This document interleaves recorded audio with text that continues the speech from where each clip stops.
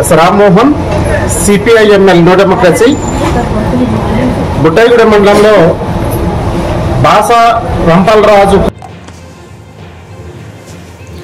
భాషా శ్యాంబాబు ఇంటిపై దాడి చేసిన వారిపై సమగ్ర విచారణ చేసి కఠినంగా శిక్షించాలని CPI ML new democracy party నాయకులు డిమాండ్ చేశారు. బుధవారం బుట్టాయిగూడెంలో గల పార్టీ కార్యాలయంలో విలేకరుల సమావేశం నిర్వహించారు.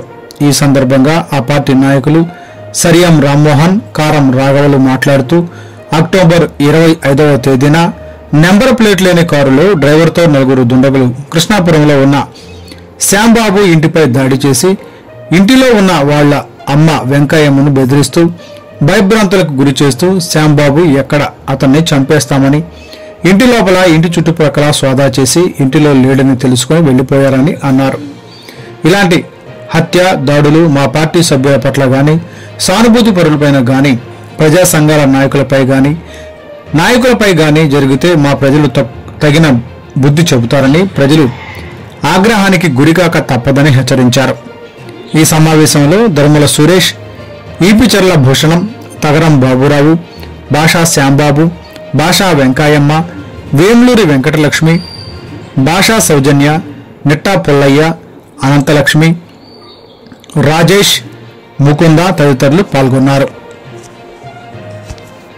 ఇబ్బంది పెట్టాలి, వాళ్ళు మానసికంగా ఇబ్బంది పెట్టాలి, ఆర్థికంగా ఇబ్బంది పెట్టాలనేటువంటి చాటుతో అనేక శక్తులు పనిచేస్తూ ఉన్నాయి.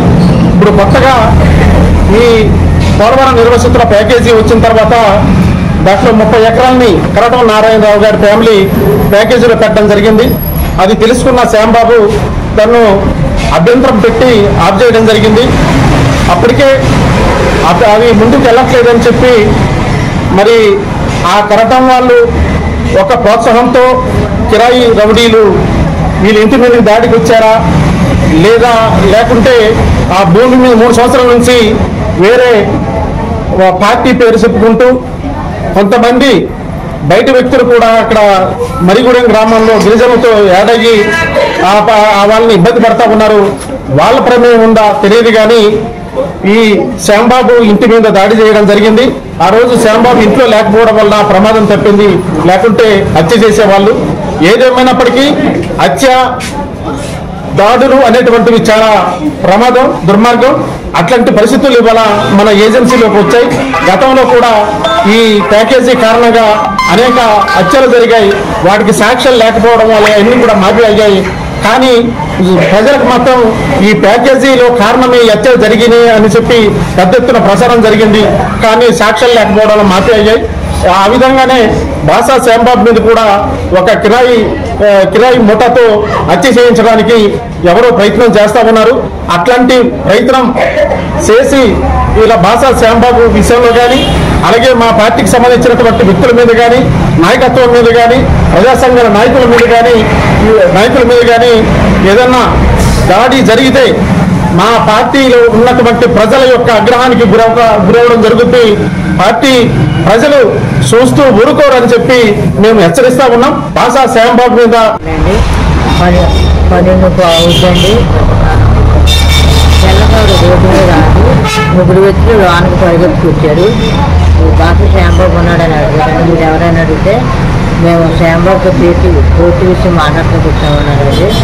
నాతో మాట్లాడుతూ ఉన్నారు. 2 వ్యక్తులు అటు బ్యార్నికలు పరిగెట్టుకుంటే అంతా నిలుస్తున్నారండి. వీళ్ళు పనున్న వాళ్ళకి మీరు నాతో మాట్లాడేసుకొని ఎక్కువ పరిగెడుతున్నారంటే శ్యాంబాబు కనపడితే మీరు చంపేస్తాము అని చెప్పి ఎవరో వాట్సాప్లో చేశారండి. మళ్ళీ వాళ్ళు చెప్పి వాట్సాప్ చేశారు. మాట్లాడుకుని లోనికి వెళ్ళిపోతున్నారని నేను వాట్సాప్కి వెళ్తున్నారు, ఆగండి, లోన్ ఎవరు లేరు, హాస్పిటల్కి వెళ్ళారని చెప్పానండి. ఇంకా అక్కడ ఆగి నిలబడి మీ పేరు ఏంటంటే రైతు మనలోకి వచ్చి ఇంకా కార్ దగ్గర వెళ్ళి పావుగంట నుంచి మాట్లాడుకుని మళ్ళీ పుట్టాడు సైడ్ వచ్చేసారు. శ్యాంబాబు కనపట్టి చంపేస్తామన్నారు.